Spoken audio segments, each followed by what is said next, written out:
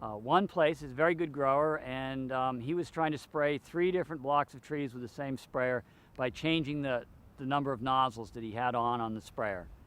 And what we did by running his calibrations was discover that he could get his sprayer calibration a lot closer if he just simply changed the location of where he put the nozzles. He had the big nozzles up top, and a lot of times he was turning off the volume that he wanted, and if he moved them to a different position on the boom, he would get a more even calibration across his blocks.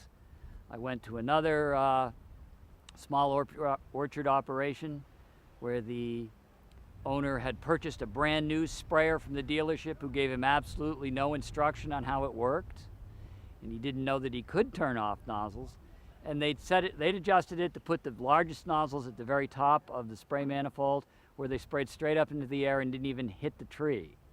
So by simply rearranging his nozzles, we were able to get the spray coverage where it needed to be.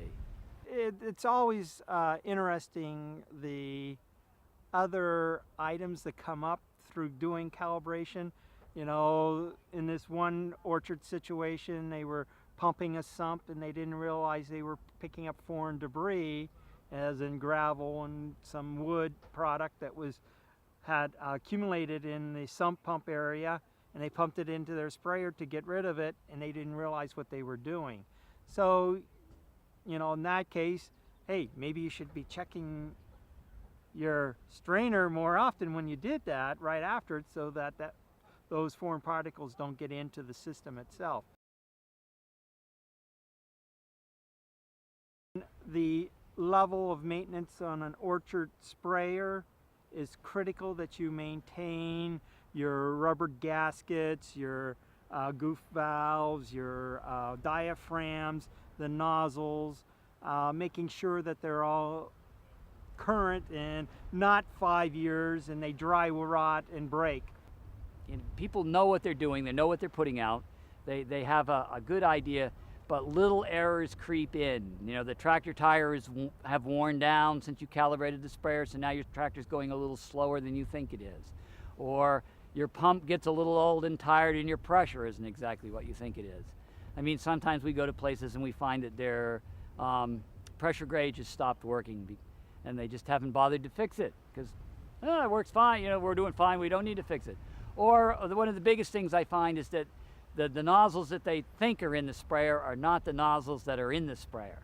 They'll have dropped them in the middle of the night when they're spraying, and they'll just take one quick and stick it in so they can get the job done, and then they forget to go back and fix it and put the right nozzle in. The other thing that's really critical that a lot of the growers during this week is they don't have the information written down.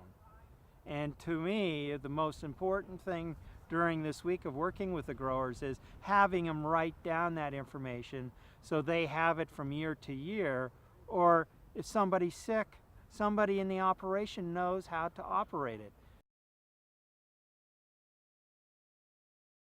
A lot of times people tell me that I don't need to change my calibration, I don't need to check my sprayer because it's putting out exactly what it put out when I got it from the dealer. The dealer set it all up for me and it was fine, and it's still spraying exactly the same, so it's obviously just right. And I would have to say that the dealer doesn't necessarily calibrate the sprayer with the precision that you want to have. The sprayer will ask you the speed of your tractor, he'll ask you your row width, and he'll ask you how much pressure the tractor's putting out, the sprayer is putting out. He then uses a little slide rule to calculate how many gallons per minute you want, and then he goes to his book and he figures out the nearest gallons per minute that the nozzles will be putting out to reach the rate that you want.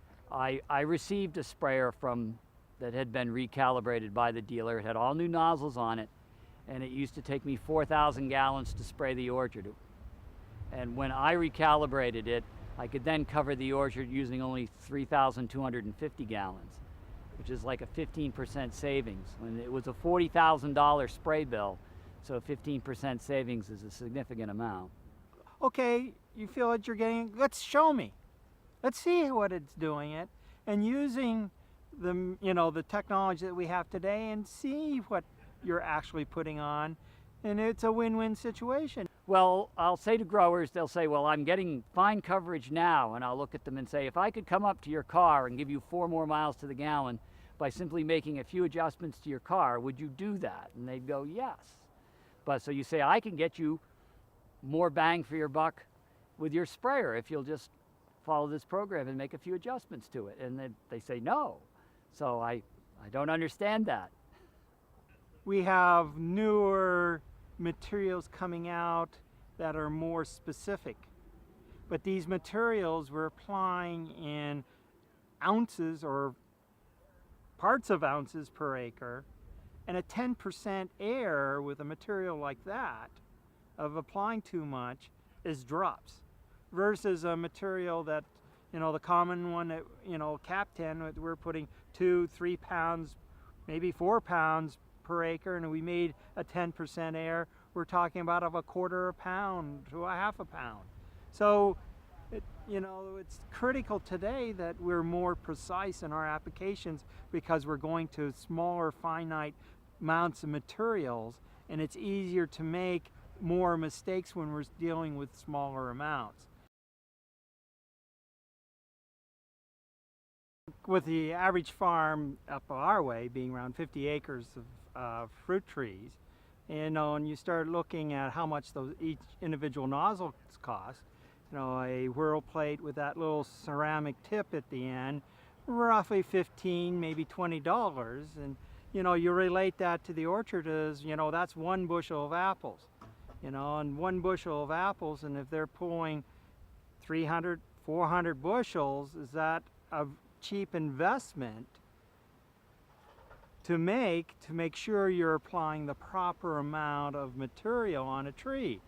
And before we looked at materials costing $5 an acre, now we're looking at materials costing $50 an acre. A 10% error all of a sudden is major dollars input. Some of the growers are looking upwards of $2,000 an acre in a season of spraying, and a 10% error or mistake is $200 an acre, and that can add up. So, if you're looking at your total spray bill, it makes a difference. So, a boom that has 10 nozzles on it equals 10 bushels, and you're picking 5,000 bushels, pretty cheap investment to make sure you're applying what you need to be applying.